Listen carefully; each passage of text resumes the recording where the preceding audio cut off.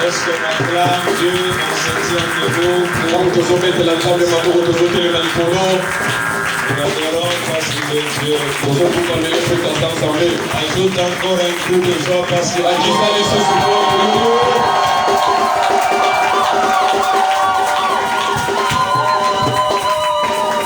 Nous lisons notre premier texte. Nous sommes dans 2 Rois chapitre 3. Tutangi 2 Rois chapitre 3. Tutangi beaucoup bakonzi mibale. Tutangi na misa. Le verset 21 jusqu'au verset 27. À la maison, vous pourrez commencer par le premier verset jusqu'au verset 27.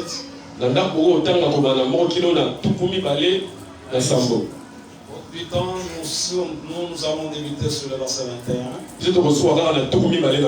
Nous lisons au nom du Seigneur Jésus. Je lis au nom du Seigneur Jésus. Cependant, tous les Moabites, ayant appris que le roi montait pour les attaquer,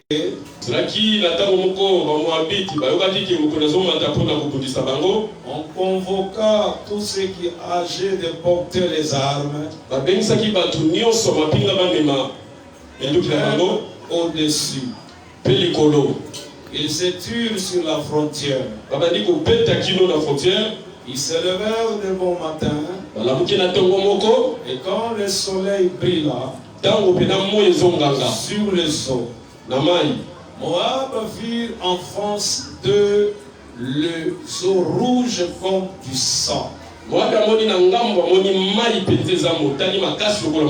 Il dit, c'est du sang. Les rois ont tiré l'épée contre eux.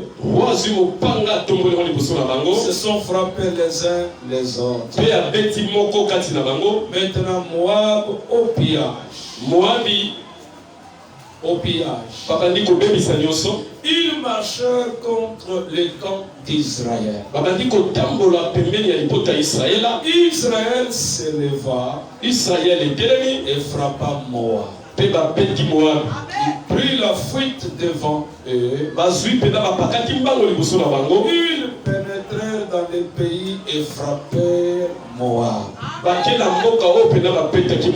Ils renversèrent le ville. Ils jetèrent chacun des pierres dans tous les milliers de meilleurs champs. Ils remplirent, ils bouchèrent toutes les sources d'eau. Et ils abatturent tous les rois, les bons arbres.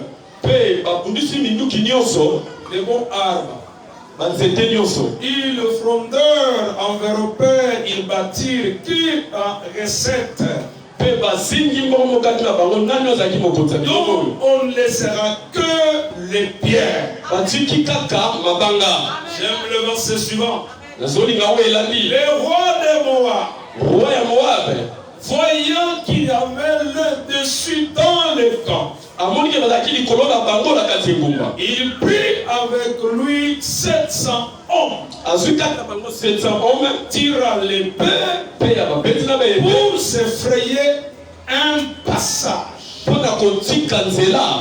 jusqu'au roi des Dômes. Mais ils ne purent pas. Il prit.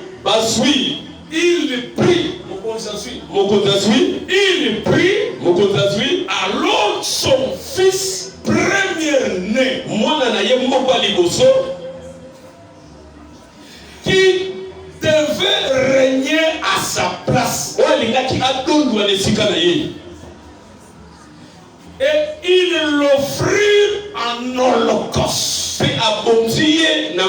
sur la muraille. Et une grande indignation s'empara d'Israël. Il s'éloigna du roi de Moab. Il retourna dans le pays. Que Dieu bénisse la lecture. Que Dieu bénisse la lecture. Je bénis mes enfants qui nous suivent en dehors du pays. Que le Seigneur les bénisse aussi. Et toi aussi qui me suis en France, que le Seigneur te bénisse. Laissez-moi terminer mes écritures. Je suis encore dans 2 Chroniques chapitre 21. 2 Chroniques chapitre 21.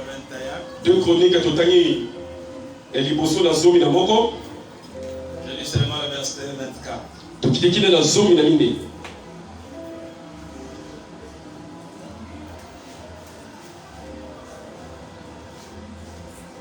Ah, il y a des bonnes choses là. Je sens que Dieu va bénir quelqu'un. 1 Chronique chapitre 21. Le verset 24 que la Bible dit. Mais le roi David dit à Orna, non, je vais l'acheter contre sa valeur en argent. Car je ne me présenterai point à l'Éternel. Car je ne présenterai point à l'Éternel ce qui est à toi.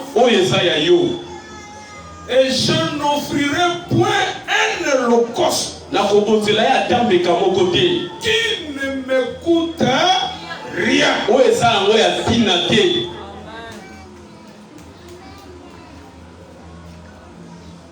Est-ce que tu peux dire à la personne qui est à côté de toi, aujourd'hui c'est mon jour? Maman, est-ce que tu peux dire à la personne qui est à côté, aujourd'hui Dieu va me parler moi?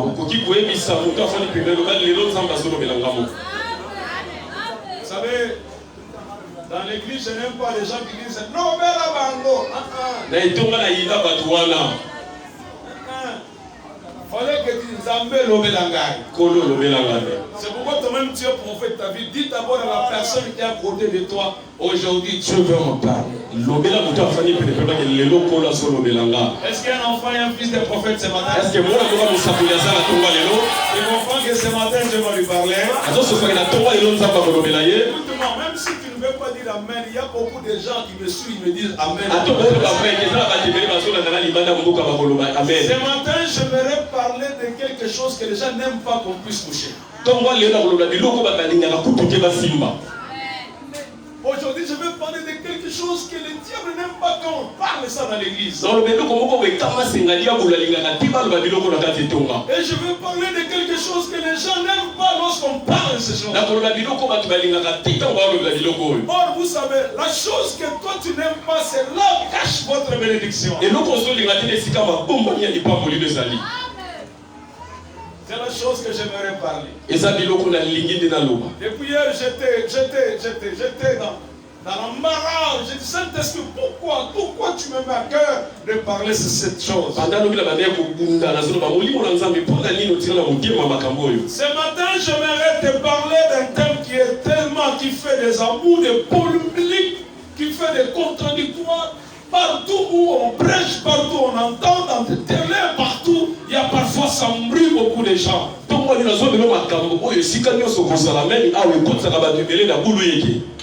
Depuis samedi matin, j'étais en train de prier, je dis Seigneur, pourquoi le combat de ma vie ne s'arrête pas?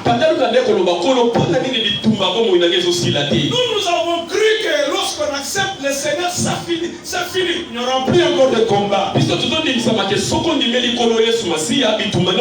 Seigneur, pourquoi le combat? Pourquoi les choses font toujours de s'empirer? Le Saint-Esprit m'a révélé que je viens parler avec un enfant de colonne de feu. Et celui qui sera sensible, les combats vont s'arrêter. Je pensais que le combat s'arrête lorsque je prie, lorsque je parle en langue, lorsque je prophétise, lorsque je chante, je fais le protocole. Mais j'ai découvert un secret que j'aimerais partager aussi avec toi.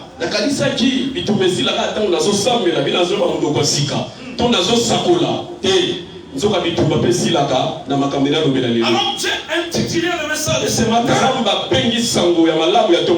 l'offrande fait cesser le combat.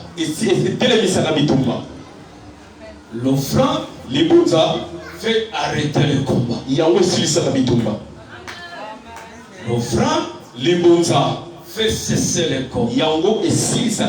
Attention, et aujourd'hui je vais te révéler ce mystère. Et tu seras un fanatique des offrandes.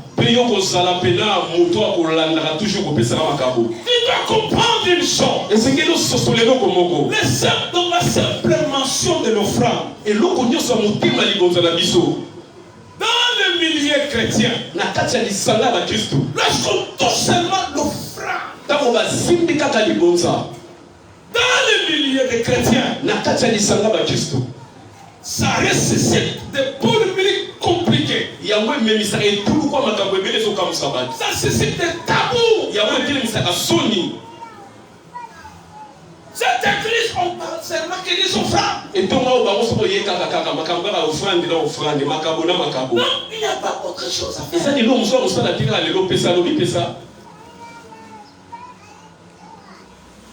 Il y a des polémiques terribles lorsqu'on parle des offrandes. Il y a des soi-disant des hommes de Dieu, ils passent en télé, ils critiquent, ils parlent des offrandes. Qu'a fait les offrandes?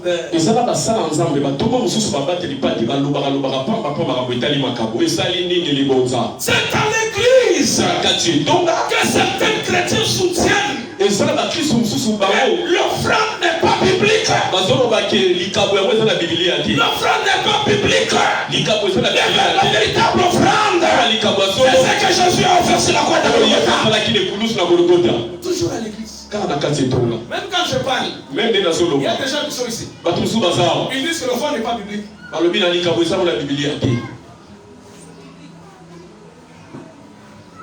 N'a rien à faire avec ce qui est spirituel. Il y a les autres qui disent encore que l'offrande, c'est une invention des leaders. C'est une invention des leaders pour extorquer seulement de l'argent.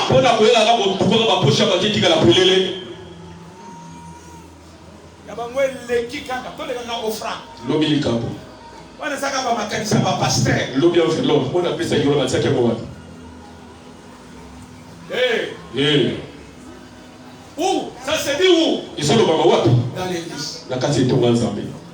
Même dans mon église ici. Ah, même la colonne de femmes. Même toi qui me regardes. Même ils ont dans la grave. Tu dis aussi. Là, ce sont les informations qui passent. Ah, voilà, il y a mon atout, là, c'est mon âme, ensemble, là, vous n'avez. Là, tu as un combo là, yo. Pourtant, on a dit, on dit, l'église. Mais là, d'abord, il faut observer un gars. Au Kosoya, yo. Au Kosoya, yo. Et c'est le délai. Même les gens qui sont à côté du pasteur, même les bateaux vont s'appeler des offrandes. Ça, ce sont les versions du pasteur. Il fait seulement stocker l'argent. Je suis à la télé, quelqu'un en train de défendre ça. Je suis quelqu'un à la télé en train de défendre ça. Moi, je ne vais pas donner mon offrande à l'église. Si je donne l'offrande à l'église, c'est pour seulement enrichir les pasteurs. Écoutez-moi. Le pasteur n'est pas. Arrête mon micro. Pardon? Ça te dérange? Arrête. Je vais presser un micro. Écoute-moi ce matin. Tu dois comprendre que ta vie ne dépend pas de l'offrande que tu donnes à l'église.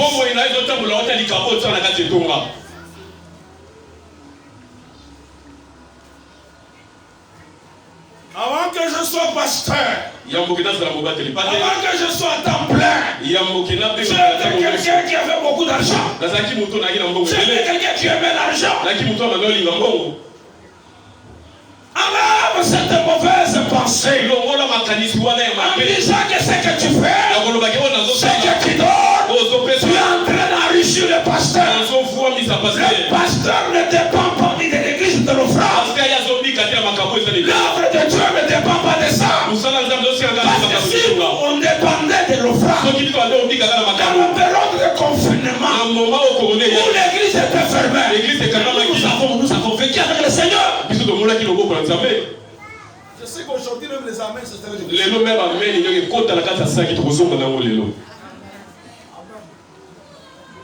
Mon problème ce n'est pas que tu dises amen, mon problème est que tu entends.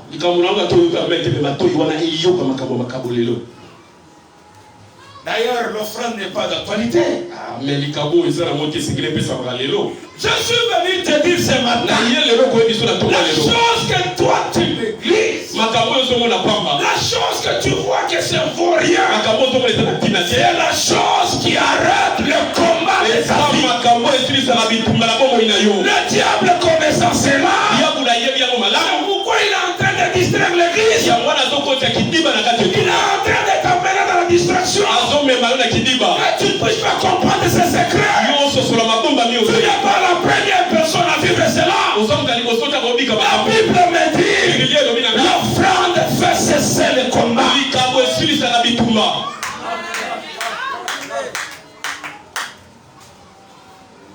Vous savez, il y a beaucoup de gens qui donnent. Ils offrent des dons dans différents organismes. Ça, ce n'est pas litigé. Dans un organisme là, il peut faire des dons. Il peut donner des offrandes. Ça, ce n'est pas litigé. Mais si la chose elle est faite à l'église,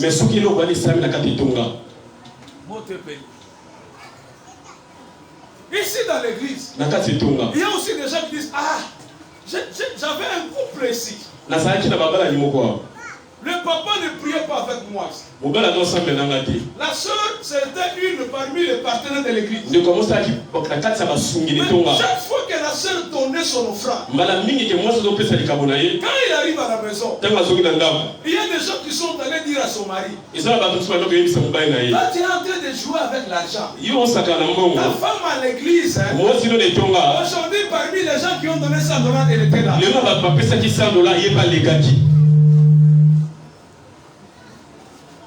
Il y a des gens qui sont ici. On ne donne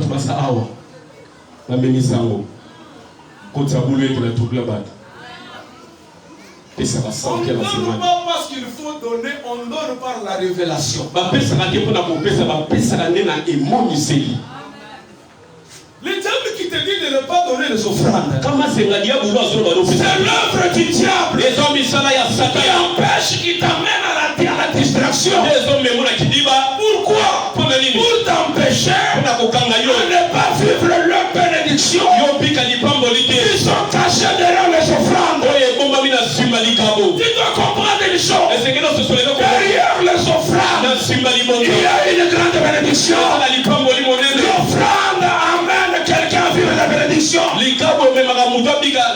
L'objectif de ce message, le but de ce message, que tout enfant des colonnes de feu qu'ils comprennent une chose, qu'il y a des bénédictions lorsque je donne mon offrande. Et cette année, tu dois vivre la bénédiction. Je suis en train de dire à ces messagers, à ce diable-là, il te dit quoi? Que l'offrande est une invention des pasteurs. L'offrande n'est pas biblique. L'offrande, c'est que je suis en face de la parole. Écoutez-moi, il y a des bénédictions qui sont liées à l'offrande, qui sont liées quand je donne. La Bible me dit qu'il n'y a plus de bonheur de donner qu'à recevoir. Quand quelqu'un donne, il reçoit le bonheur. C'est pourquoi dans la vie, ne sois pas parmi les gens qui attendent seulement pour recevoir. Sois parmi les donateurs. Sois parmi les gens qui donnent. Les gens qui donnent, ils ne mourront pas pauvres. Les gens qui donnent, quelle que soit la longueur de la nuit, le soleil apparaîtra toujours. À la date d'aujourd'hui, ne sois pas parmi les gens qui reçoivent. Sois parmi les donateurs. Le bonheur, ce n'est pas de recevoir. Le bonheur est caché quand on donne.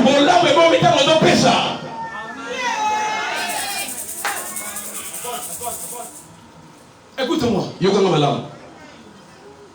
Le diable empêche de vivre la bénédiction qui découle à la puissance de l'offrande. L'offrande n'est pas une activité chrétienne. L'offrande n'est pas seulement une activité chrétienne, non pas. Donner, c'est un acte. Que tout homme, chrétien ou païen, peut faire.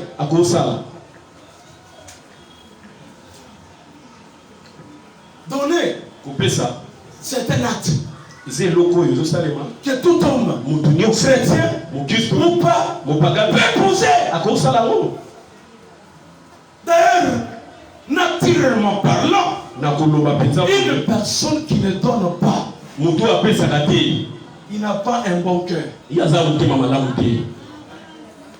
Naturellement, sans même exhortation, une personne qui ne donne pas, c'est une personne qui n'a pas un bon cœur. Si on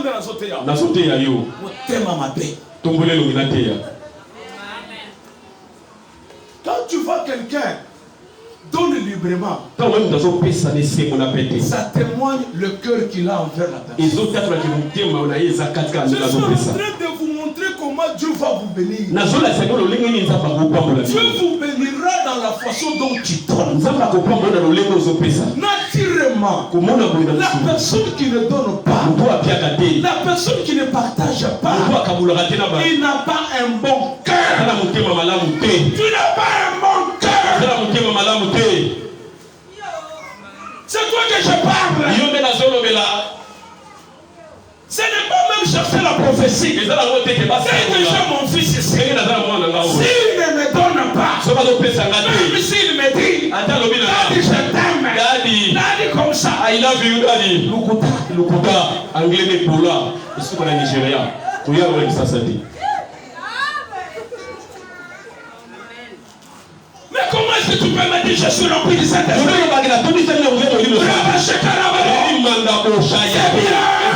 Mais tu vois quelqu'un comme ça, il n'a pas d'habit, il a peur de sourire.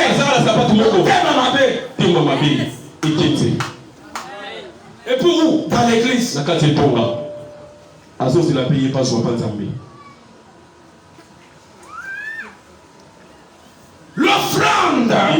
reflète le cœur de l'homme.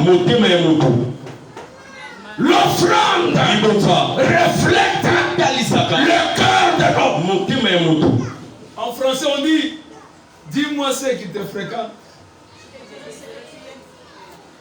Mais bibliquement on dit, ce que l'homme donne, ça reflète son cœur.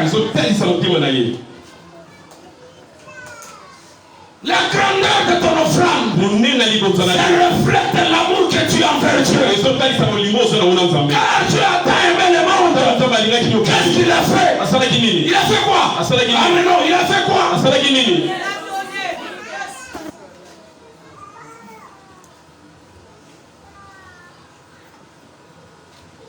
On donne beaucoup quand on aime. Vrai ou faux? Oui. On donne beaucoup quand on aime. Mais la personne qui n'aime pas, écoute bien, écrivez ça. On donne beaucoup quand on aime. Et on offre ce qui est précieux. On donne beaucoup quand on aime. Mais on offre ce qui est précieux.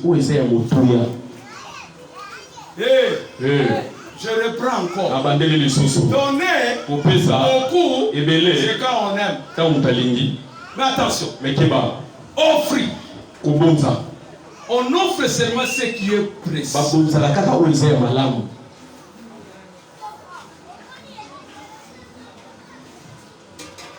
La disposition de ton cœur,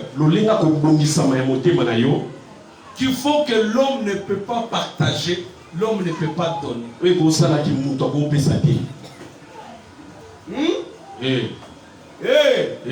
La disposition de ton cœur peut faire que l'homme ne peut pas partager. Si tu vois quelqu'un en train de partager, en train de donner, c'est-à-dire cette personne, il a l'amour envers toi. C'est pourquoi Jésus dit, on reconnaît un arbre par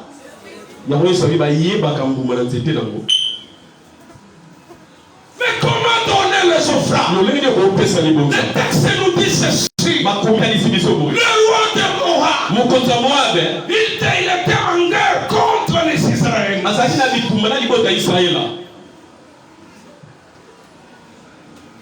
La première sortie, le roi a été tabassé, on l'a tué et on a même bouché toutes les sources. Le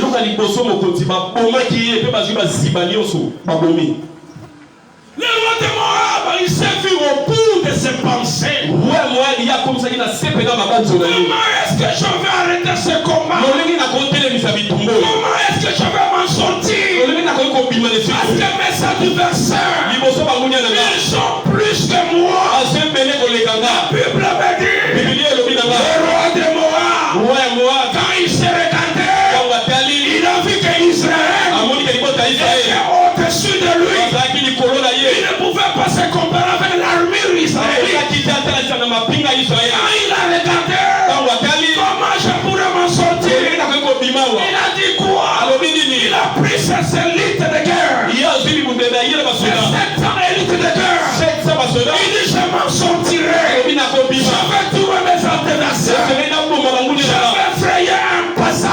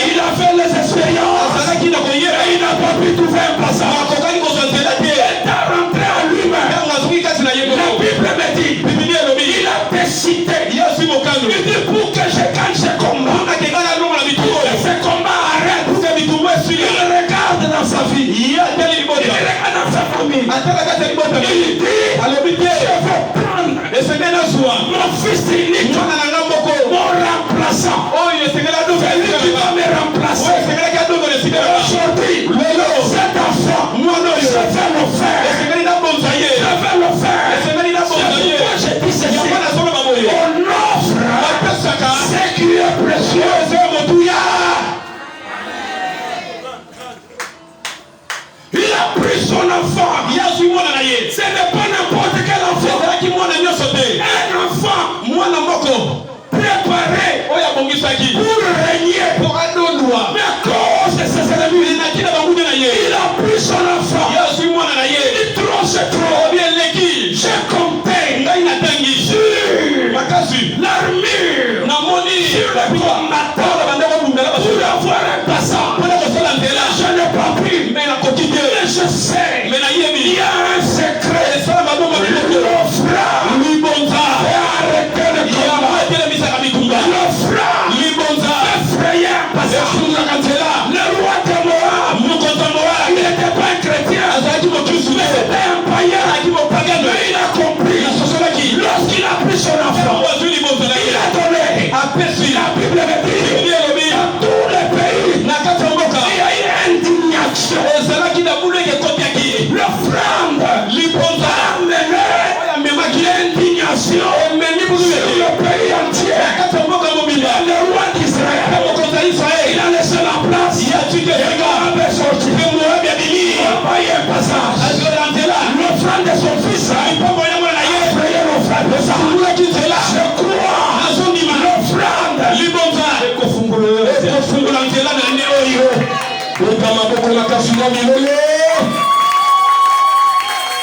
Mais comment donner une offrande? Il y a deux façons qu'il faut donner. C'est pourquoi dans l'église, si tu vois quelqu'un en train de te combattre, pourquoi toi tu donnes? Il est plus que ton ennemi. Et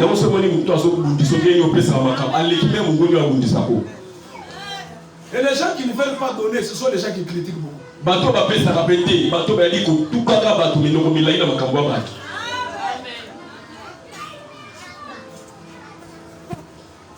Lui, c'est pas comme l'argent.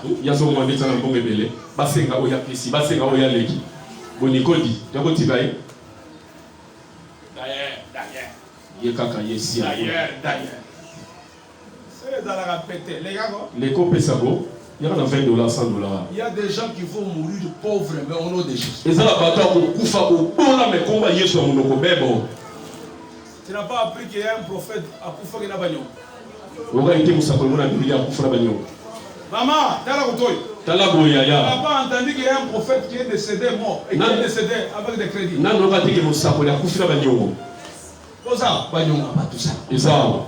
y a les papas Malina Dignon, poivron à Wende Dignon. Et là, vous savez que ça n'a pas Congo, même si on voit pas Soso. Bazana monnaie à poivron, il y a un malina. Il y a qui dit ta mère? Na ya qui?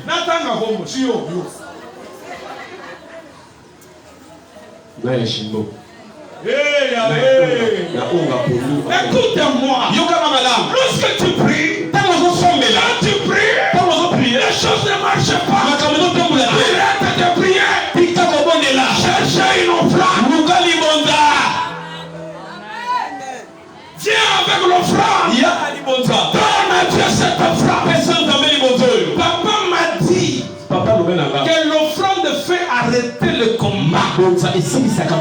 Tu as un voisin, une voisine qui te combat beaucoup. On va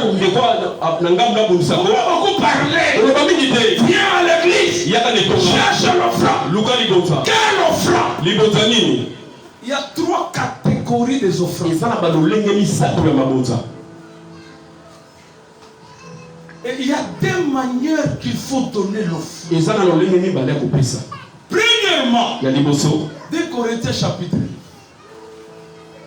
9. 2 Corinthiens chapitre 9. Le verset 7. C'est là où j'ai découvert 2 manières qu'il faut donner une offrande. Est-ce que pendant que je suis en train de parler, il y a quelqu'un qui comprend qu'il y a un passage qui sera ouvert? Est-ce qu'il y a quelqu'un qui comprend que dans la solitude là, il y aura un passage? Dans la pauvreté, il y aura un passage. Et je vais donner une offrande qui va ouvrir un passage. Je n'ai pas besoin que tu dises amen, mais moi je crois qu'il y aura un passage. Comment donner une offrande? L'apôtre Paul nous dit dans 2 Corinthiens chapitre 9, le verset 7, il dit que chacun donne donne apesa comme il a résolu en son cœur, lolenga kanisi na motema na ye sans tristesse ezaka mawa ni contraire. ezaka koyima Car Dieu ete nzambe aime celui qui donne avec joie. ete nzambe alingaka motu apesaka na esengo. Comment donner lolenga nini na kopesa une offrande libonza qui doit arrêter le combat? oyo kotelemisa bitumba Nous devrons donner esenge topesa selon ce que kolandisama qu'on a résolu. oyo yokanisi Résolu où? kokanisa wapi Dans ton cœur. kati ya motema na yo. Je ne veux pas que tu commences à donner dans cette église des offrandes parce qu'on dit donner les offrandes. nalingi topesa libonza kati etongo te papa alobaki fo topesa Il y a une offrande et l'offrande. eza na libonza na likabo Il y a une offrande eza na libonza et l'offrande. na likabo. Je reprends. Il y a une offrande eza na libonza et l'offrande. mpe na likabo. J'aimerais qu'à ta tête aujourd'hui, nalingi na motuna kobanda lelo ne donne pas parce qu'on dit donner. pesa te mpo balobi pesa L'offrande qui arrête le combat, libonza etelemisaka bitumba c'est une offrande eza libonza qui ne vient pas oyo ewuti te dans le poche, na kati ya libenga mais qui vient oyo ewuti dans le cœur. na motema Ce que j'ai oyo résolu, nga na kanisi c'est ce que tu agrées. yango nde Je l'ai osalamaka toujours dit ceci. nalobaka mbala mingi boye La chose eloko qui ne t'écoute pas cher, oyo eza ya motuya te quand tu donnes, ntango opesi ne peut jamais toucher le cœur de Dieu. okoki te kosimba motema na nzambe.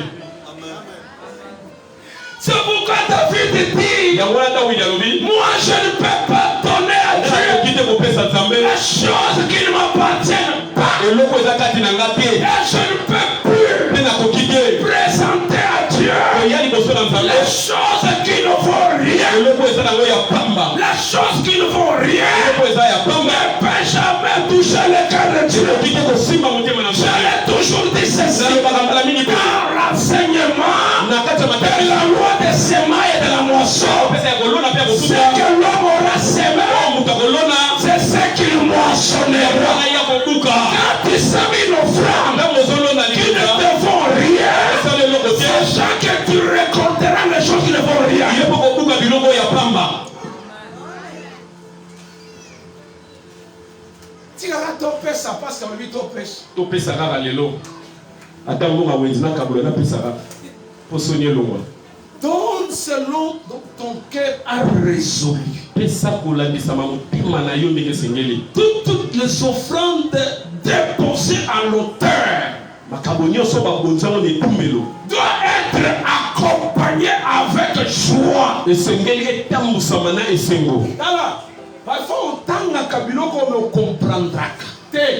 Ton fils unique que tu as souffert. mwana no moko nyokomi Mais on se dit, donne-moi cet enfant. balobi pesaka mwana oyo Au sakana. Au sakana. Et l'enfant que tu as eu à 90 ans, mwana yo ozwinaki mobange omosimba nzete. je l'ai toujours dit quand j'enseigne les enseignements de mariés. ntango nazotangisa batangisa babalani J'ai toujours dit conseiller mes filles. nalobaka kopesa toli epai na basi Et écoute aussi ces conseils, ça va beaucoup t'aider. mpe yoka toli oyo ekosunga o mingi. Si toi, pour t'avoir, l'homme n'a rien fourni comme effort, yo soko omoni kolingi ozwa mobala osali makasi moko te tu dois savoir que ce mariage, cette relation va aboutir quelque part. libala wana ekosuka yango na nzela moko boye. Hein? Parce que l'homme te voit un bébé très léger. parce que mobala azomona oza lopete azonga na lipa na mwamba Mais quelqu'un pour avoir sa femme, me moto mpo azwa mwasi na ye il a souffert. anyokwama Il a fait des fois ses viens. ye asali mabe eta batu Même quand les problèmes arrivent, ntango makambo ekoya il doit entrer en lui-même. akokota kati na Il dit ye cette femme, abi te mwasi oyo pour la voir, mpona kozwa ye j'ai souffert. Je ne peux pas la lâcher. nakoki te kotika ye asisaka sapatu talon. Mais quelqu'un que j'ai ramassé dans le bus, me moto nakutana na ngai kaka awawa je l'ai ramassé dans le ONC là-bas. nakota ye kaka wenza solo Mais quand je voulais la refouler, ata lenga bengani na bengani pas de problème. ezonga likambo te Écoutez-moi. Si Jésus est mort, parce que Dieu, il a souffert pour créer l'humanité. Il a vu son intérêt. Lorsque je vois dans mon fils, il y a de l'intérêt. Mais pour gagner ce fils, je dois donner ce que mon cœur a résolu. Quand ça touche mon cœur, ça va toucher le cœur de Dieu. Ce sont des principes qui doivent t'amener à vivre des choses que tu n'as jamais vécues. David a offert pour se reconnecter à Dieu. Après avoir fait ce que Dieu avait interdit, il a fait le dénombrement du peuple de Dieu. En faisant le dénombrement, c'était quelque chose qui est contre la loi de Dieu. Dieu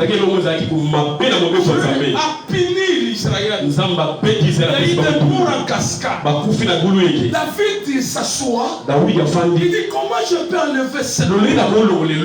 Il est allé. Il a pris la chose de la valeur. Il vient avec ça. Il donne à Dieu. Il dit Seigneur, je sais que j'ai été déconnecté. Je comprends que dans la salle, il y a des gens, malgré une vie, malgré une prêche, malgré une parole là, ils sont déjà déconnectés de Dieu.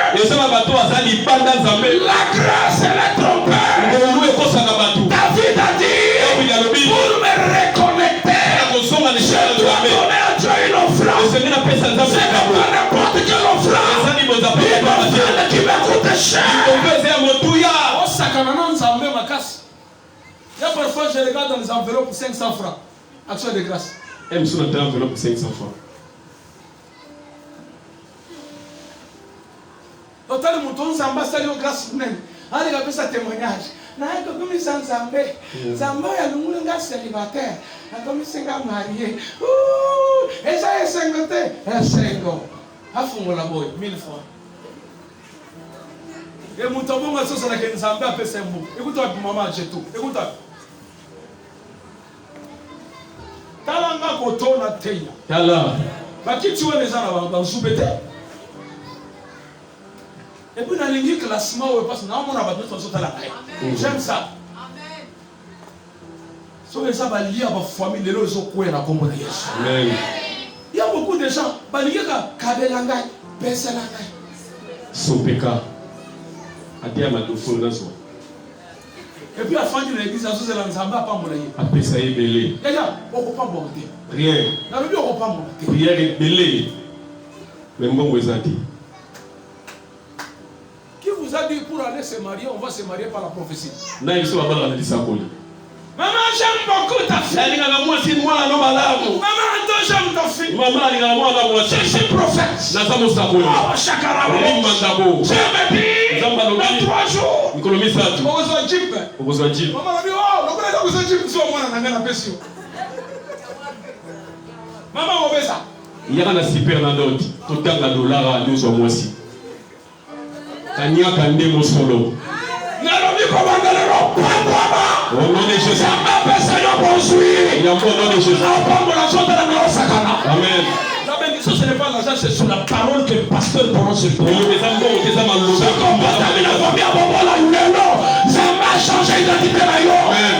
Apprends à donner la chose que tu as résolue. Il y a parfois quand on donne, on ne révèle pas la personne qui a été de toi. Si Abraham avait dit à Sarah que tu vois quand je monte ici, je vais aller au faire Isaac à Dieu. Est-ce que Sarah l'a gagné? Maman Sarah l'a gagné. Elle a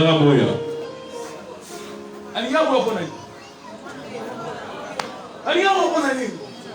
Moi de mon cas, il y a liquide. Espoir la vie na yo, Zamba lui pesa gagne. Abraham connaissant Dieu. Il dit j'ai reçu Isaac. Je n'ai pas fourni de force. Mais comme c'est Dieu qui a demandé, je vais donner Si je ne donne pas, soki napesi ye te est-ce que Dieu avait besoin d'Isaac? nzambe alingi naposa Isaac. Est-ce que Dieu avait besoin d'Isaac? Est-ce que nzambe alingi naposa Isaac? Même quand il a donné Isaac, Même ntango apesaki Isaac, est-ce que Dieu a tué Isaac? est-ce que nzambe abomaki Qu'est-ce Isaac? que Dieu voulait voir? nzambe alingaki amona Dieu voulait seulement éprouver nzambe Abraham. alingaki amona te alisaba na yama. Est-ce que tu es capable de me donner ce que toi? Est-ce que ozala makoye kopesa ngo eleki Je ebuya kasi vois na yo? à ta tête aujourd'hui. yango wana kobanda Je lelo voudrais dire à quelqu'un, nalingi koloba ya motu quand moko tu pries, ntango ozobondela faire des choses s'accomplissent. osala makambo eza Tu pasi vois quelqu'un devant de toi. ozomona makambo Tu vois quelqu'un qui vient dans la maison t'en prier. ozomona moto azodengage makambo Ne parle pas. koloba te Cherche l'offrande. luka libonza Une offrande que tu as résolue dans ton oyo cœur. okamisi na motema Dis Seigneur, j'en ai marre avec mon mari. okolo nalembi na Mon mari, mobali c'était un impudique. obai nanga moto anduma Je prends mon offrande. me nazwi libonza Tu oyo m'as dit, yo olobaki nanga l'offrande fait arrêter le combat. libonza etelemisaka Je bitumba prends mon offrande. nazwi libonza Je nanga donne à Dieu. napesi mpe nzambe Qu'est-ce que Dieu va faire? nini nzambe Dieu akosala va arrêter ce nzambe combat. akotelemisa Je bitumba déclare ce matin. nalobi na tongo Que yango Dieu arrête le combat de ta vie. nzambe atelemisa bitumba bomoi na yo Je suis en train de te parler des choses que moi-même je suis en train de vivre. nazoloba makambo ngambo nazobika yango Quand je vois ça marche pas, ça marche pas. to namoni ke ngambo ezosimba te Ça bouge pas. ezosimba te Je cherche une offrande. naluki libonza J'appelle mon père. nabengi Il tata dit papa, ça ne marche pas. ezosimba te J'envoie. natindi Quand il me dit seulement, ntango aloba mon nanga fils, que Dieu te bénisse. mwana nanga nzambe Dans akamona quelques minutes, le porte s'ouvre. moke baporte efungwami J'ai dit à quelqu'un, nalobi na moto moko est-ce qu'il y a quelqu'un qui a des projets ici? eske motu mo aza na makanisi awa Il y a quelqu'un qui a des grands projets. motu aza na babanso Je pele nawa comprends avoir des grands projets. nazomona na makanisi Tu elele regardes ta main. meme ozotala maboko na yo ozanga eloko te Mais tu as celui qui a créé l'or et mais l'argent. ozala motu akenda ngolo mpe palata Apprends à chercher l'intention de Dieu. yekola koluka lolenge nzambe L'offrande arrête même Dieu. libonzo etelemisaka nzambe Dans la Bible, na kati ya il y a biblia quelqu'un ezala qui a fait arrêter Dieu. oyo atelemisaki nzambe C'est pas pour de la prophétie non plus. eza te mpo na lisakoli Il a arrêté Dieu atelemisaki nzambe à cause de l'offrande. na ntina libonza Il y a ça, on a consacré à l'offrande. yebisa moto afali pembe na kosakana te na libonza Oh, ouais, la libara na mutu. Oh, mon frère, mon gars, yo. Tu vois une soeur qui t'embrouille sur ta faute de proposant. ozomona kaka sheri moko bazotia mwa mabulu eke na malibala na yo Comme on en a vu tout matin. kobunda te mama batela nzoto wana malamu kobeta makofi te bomba makofi wana bien Je cherche mon frère. lukaka libonza Je voulais que le Seigneur puisse enlever cette. nalingi nzambe alongola mwasi oyo liboso ya mobali na nga Je voudrais gagner le cœur de cette. nalingi nazwa kaka motema mobali Je na nga prends l'offrande. nazwi libonza Parce que papa m'a dit l'offrande fait arrêter le combat. mama papa yebisenga libonza etelemisa bitumba L'offrande fait même arrêter même l'indignation. etelemisa mpe bamakambo mabe Viens avec l'offrande. yaka na libonza Et quand tu viens, ntango oye nango ne viens pas prophétiquement. oya nango tela lisakoli Viens littéralement. ya nango kaka boye Dis papa, loba papa je suis venu. na ye J'aime beaucoup ce monsieur. nalingaka mobali oyo makasi J'aime beaucoup cette dame. nalingaka mwasi oyo mingi Mais depuis la bande au solennel, Andy Manga. me bana nazopete litoi ezokota te Là, on comprend que t'es. nazoyeba te batoi nde eza ndenge nini Depuis que j'ai commencé à faire des tours, mais le frère ne me regarde pas. nabeti batour na kiti na mati Mais papa, tu m'as dit que l'offrande fait yo arrêter. lobaki nanga libonzo Je etelemisaka prends mon offrande. nazwi libonzo oyo J'arrête. natelemisi J'attire l'intention. nazopenda sheri oyo Cet homme. mobali Je oyo vais expérimenter. nalingi namona ngo Est-ce qu'il y a une soeur qui va expérimenter ça? eske eza na se ndeko moko mwasi akomona Il y a ngo un frère qui va expérimenter ça. eza na ndeko moko mobali akomona Je ne ngo te parle pas des choses parce qu'il faut te parler, mais je te parle de ce que tu vas vivre. nazoki makambo mpona lozoloba On kango est ekosalema un prophète quand il parle de choses sérieuses. bayeba mosako ntanga lobi mpe ekokisami Je vais quelque part déposer mon emploi, une demande d'emploi. naki esika mona kiko kopesa mokanda na bazonga Et chaque mosala fois on refuse. me bazoboya Mais la Bible dit que l'offrande fait arrêter Dieu. biblia elobi ke libonzo etelemisaka Je nzambe cherche mon offrande. naluki libonza C'est l'offrande que j'ai résolu dans mon cœur. libonzo nakanisi na Et quand je motema le donne, ntango napesi makambo ochange. makambo ekobongwana Est-ce que nzela ifungumaki te mokonzi mwaba abimaki? Abimaki te. abimaki C'est à cause de la prophétie? te À cause de quoi? libonza À cause de quoi? Je vous ai toujours parlé d'un témoignage d'une sœur ici. La sœur avait besoin de ce frère. ndeko Mais mosaki le na frère poso s'était libonza déjà engagé. ye de asa soki molongani na ye On commençait déjà à préparer les mariages. babandi kobongisa kosomba biloko Toute l'église est déjà prête pour le mariage. babongisi libala bosembo nzongo ya mafamille La sœur sesomamaki est venue me voir. ndeko mwasi Elle dit, ekomonaka prophète, abi mosakoli je sais que ce monsieur, je l'aime beaucoup. nayebi moto motema ezopela moto nalela ye fort Mais Kasi. Dans l'église, il a déjà fait son choix. Yes, ya poni. Mais moi, quand je dors, Mais ngate unazolala. je rêve seulement ce frère. Nazomona kaka mwambali oyo. On est que j'aille voir les féticheurs. Oleke nakende komona solongo pakala. Je sais que tu as un Dieu puissant. Nayebi kozana nzambe na nguya. Ton Dieu là est capable de faire quelque chose. Papa, je suis une servante de Dieu. Je viens auprès de ton Dieu là. J'aimerais que le Dieu, qu'il change ses calculs. Que cet homme-là me revienne. J'ai regardé la soeur. J'ai dit ma soeur, est-ce que tu as la foi? Il dit j'ai entendu parler de ton Dieu. Malgré on est en train de préparer déjà les mariages. Papa, ce n'est pas facile. Quand on a préparé le mariage, bayebi ke mwana mwasi oyo bakobala epai ya frère tonton. Toutes les mamans déjà alertées, cotisation pour la sœur va se faire. Mais je vois gloire venir me voir. Me dit papa, moi j'aime tonton. Papa fait quelque chose. Papa ça les locaux me dit ça qui doit le quoi.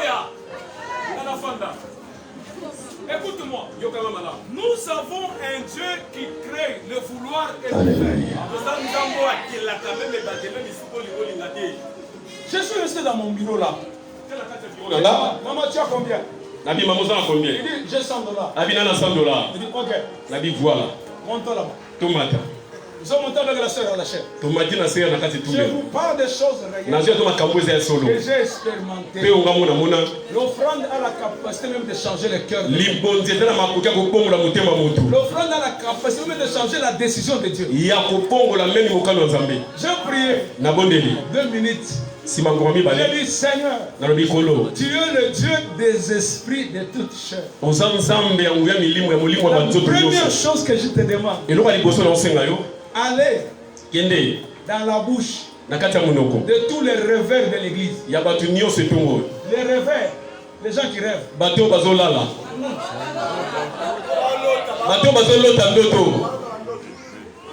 Parle-le que cette femme n'est pas la femme de ce monsieur. Deuxième chose, Dieu, j'aimerais que tu vas voir ce monsieur-là, que tu lui révèles l'état d'âme de cette femme. Au nom de Jésus. Amen. Amen. J'ai pris cet argent, j'ai fait quelque chose dans l'église. Une semaine après. Oh Yakate. Oh Yakate. J'entends la sœur m'appelle. Il y a une prophétesse de l'église. Elle s'est tenue publiquement. Elle commence à prophétiser. Ainsi parle ça. Le mariage qu'on est en train de préparer dans cette église. Dieu me dit, ce n'est pas conforme à la parole.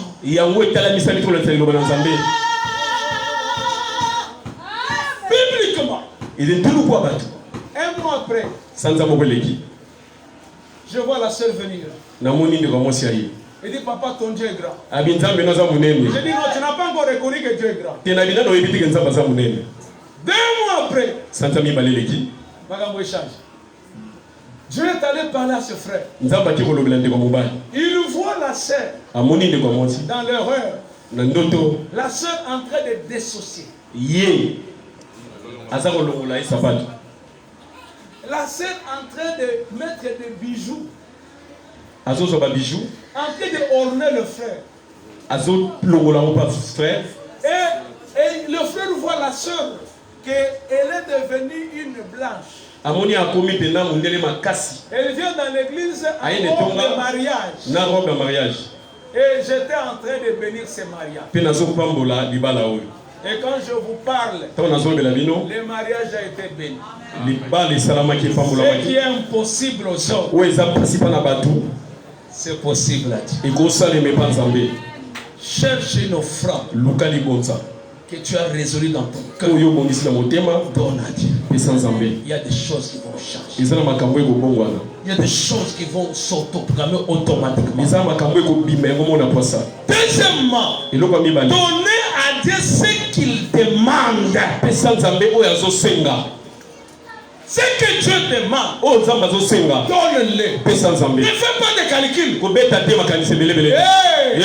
Ce que Dieu te demande, papa, même si ça casse la tête, Dieu est le créateur.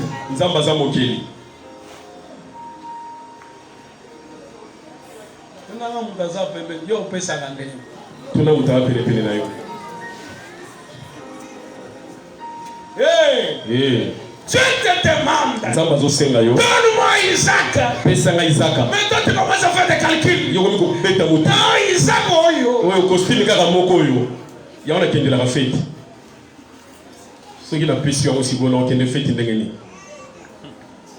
il y a quelqu'un, j'étais quelque part, j'ai dit, le Seigneur m'a dit, dans l'église, il y a quelqu'un qui a $100. On m'a dit, eloko nzamba senga. Pesa. Si maya ko pesa. Amen. Makambo kofungwa. Diable siko ko yebisa yo ko pesa te. Oh, ce ko pesa te, o bloqué makambo za ko nzamba. Donner. Pesa. Sarah donner seulement des choses. Ko pesa ra biloko. Boko fungwa. Moi na poti, pas pesa.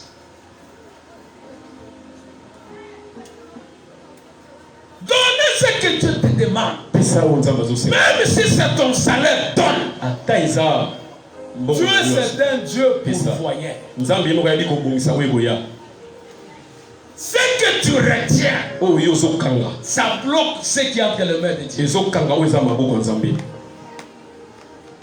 Mais quand je donne, Dieu aussi donne. La manière de donner ce que Dieu me demande, ça prouve que j'aime Dieu. Et souvent les gens ne veulent pas donner ce que Dieu demande à donner. Hier samedi, j'ai expérimenté ça. Dieu a dit donner tout ce qui est ancien à des églises que je ne connais pas. C'est la prophétie qui était sortie ici. J'ai pris. J'ai appelé quelqu'un, je viens prendre. Il vient avec le véhicule. Je lui prends la tout. C'était pas facile, hein?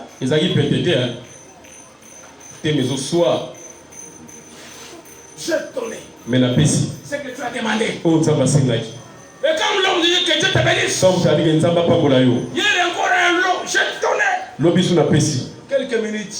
Nzamba zongisinga oyo nga na pesaki.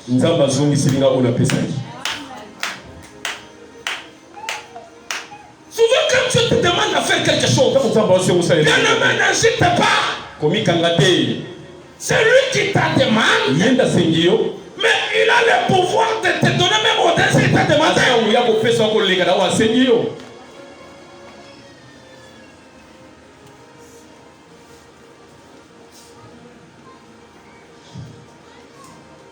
Je savais qu'aujourd'hui, ça les vous à la kimia.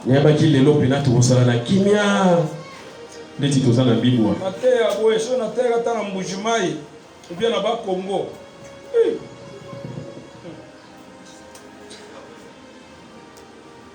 Ngina mona batu batelemi likono robo shaka ya babos. Mais na yo tena Kinshasa batu batanga lona beta kange. Hey Yahweh. Hey Yahweh. Hey Yahweh. Hey Yahweh. Hey Yahweh. Obotami na famille batu bapesa kate. Eko ya makila. Nanda kwa mwana Nzambe. Ko banda le premier jusqu'à le 30. Soko zoya fufuka na yo na bana na yo. Muntata mo payate Melanie. Luka Nzambe. Nengo zo lamba fufu. Ocha mai kaka oza na bana misatu. Du premier jusqu'à le 30. Et puis vous trouvez ça normal. Muntata mo kote zo epa na yo te. Et puis à la fin du mois, gloire à Jésus. Je rends grâce à Dieu parce que Foufou n'a pas que comme si la soba à Sanza. Il a dit qu'il a dit. Hein, maman Nangai. Mais il y a des gens qui sont dans cette église ici. Quand tu vois seulement une visiteuse, là, il a changé. Biloko ata olie yomoko. Suka suka sani.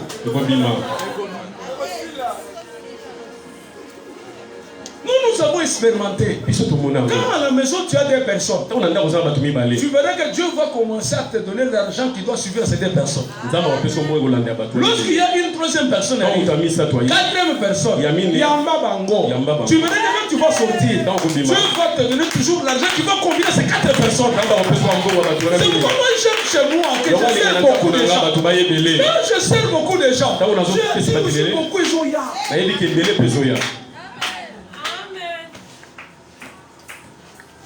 C'est pourquoi dans ta maison, il faut avoir l'esprit de recevoir les gens. Oh, qui t'a l'ingakate, alingakate. Et puis nous sommes un frère, il y a certains. Tant que nous sommes célibataires, dans l'église, nous avons déjà. Maman Anto à l'amba 11h. Maman Pema à l'amba 14h. Alors, nous avons maman Anto. Dans quelqu'un 11h, on a fait maman bonjour. Yo, on a fait ça bonjour. Naende Golia. Ah, mais ça bonjour. Azo c'est la foufou, nanda kala na pondo. Et quand maman ne doit pas me voir, elle dit papa Moïse arrive. Ah papa, ça va. Au moment où on a dit moi disons à mon corps. Abi, maman, naïa pas fait ça mbote, na lingina kende. Siko maman to sanaka, te frère, ko kende te foufou eza na mako. Ako kende bia o kende. Okende. Na zoto na ako kende bia o kende. Okende te fa beta mon kapara. Célibataire, vous avez déjà parler. Vous avez vu que maman Micheline a l'amba 12 heures. Oui, a l'amba 14 heures. Oui, voilà qu'à quoi unique. Avec tout, si vous avez un thème à ma belle qui tue, un thème à ma belle. Au moins, on a un pan à yo. Kabako. Et puis, tu y as un zambé. Tant que vous avez l'amba biloko, que l'amba biloko na nombre à 300 ans. Ça, ça y a Yesu. Et puis, il y a un journal où je peux s'engager. Na terre.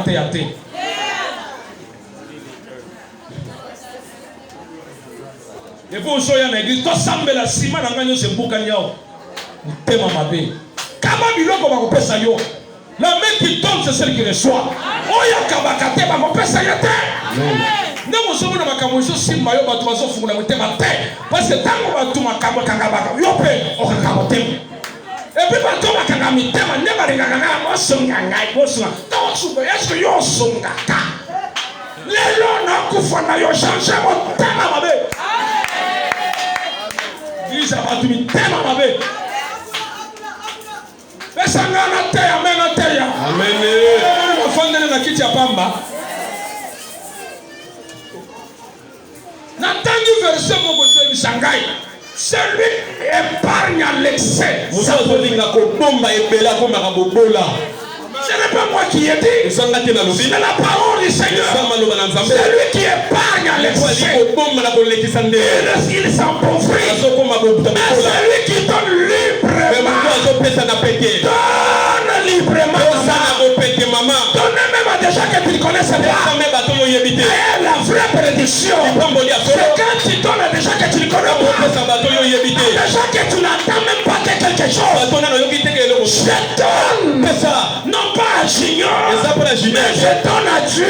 Mais Dieu a pris la forme d'un homme. Lorsque Dieu est venu visiter Abraham, il n'a pas pris le corps des anges. Il a pris le corps humain. Abraham connaissant la révélation, il dit ce sont ici. Non, ce ne sont pas n'importe qui. Dans les données, il y a un mystère de l'exaucement de la prière.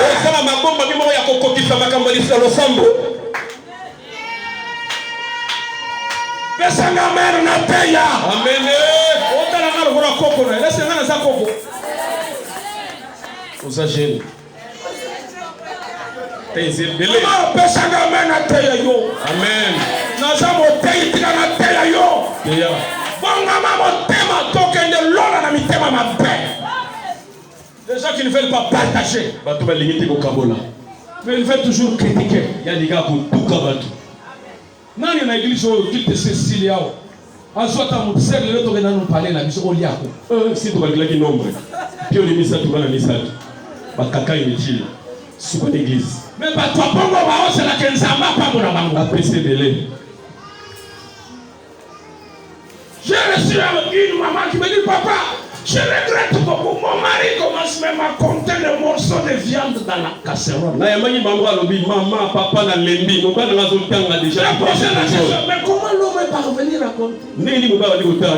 Je ne sais pas. Abi na yebité. Mais je dis un jour j'appelais l'homme. Mon frère, c'est une honte d'avoir un homme qui compte les choses.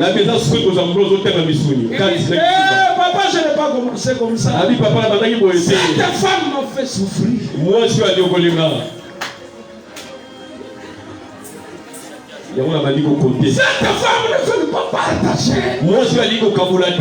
Quand j'achète toute une cuisse, je mange seulement à midi.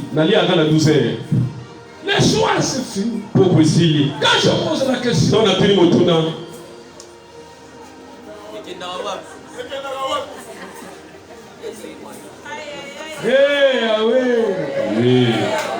Yaya, Kaba, vamos caber.